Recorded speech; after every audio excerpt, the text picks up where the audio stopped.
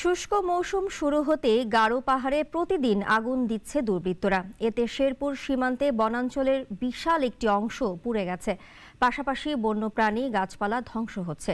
তারিকুল ইসলামের রিপোর্ট, জানাচ্ছেন সুলতানা মরিয়ম। গারো পাহাড়ে দুর্বৃত্তদের দেওয়া আগুনে জ্বলছে বন। জেলার সীমান্তবর্তী নালিতাবাড়ি, ঝিনাইগাতি সহ গারো পাহাড়ের মধুটিলা, রাংটিয়া ও বালিজুড়ির প্রায় 20,000 একর বনভূমিতে এভাবে আগুন দিয়েছে দুর্বৃত্তরা। এতে মারা যাচ্ছে পাখি সহ উপকারী কীটপতঙ্গ, ক্ষতিগ্রস্ত হচ্ছে শালবনের চারা। খাদ্যের অভাবে হুমকির মুখে বন্যপ্রাণীরা।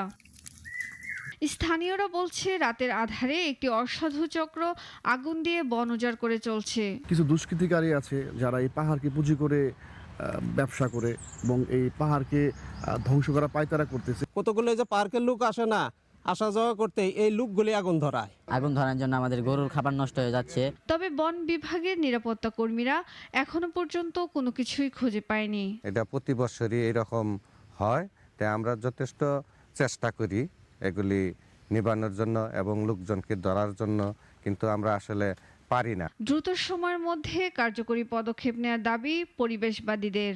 এই অপকর্মগুলো যারা করে তাদের ধরে যদি শাস্তির আওতায় আনা যায়, তাহলেই বনে আগুনের এই প্রবণতাটাকে রোধ করা সম্ভব হবে।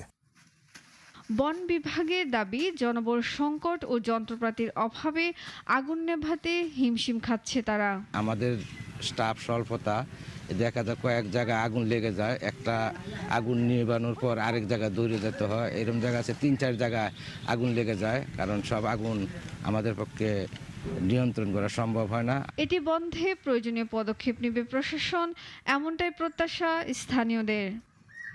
সুলতানা মরিয়ম, নাগরিক।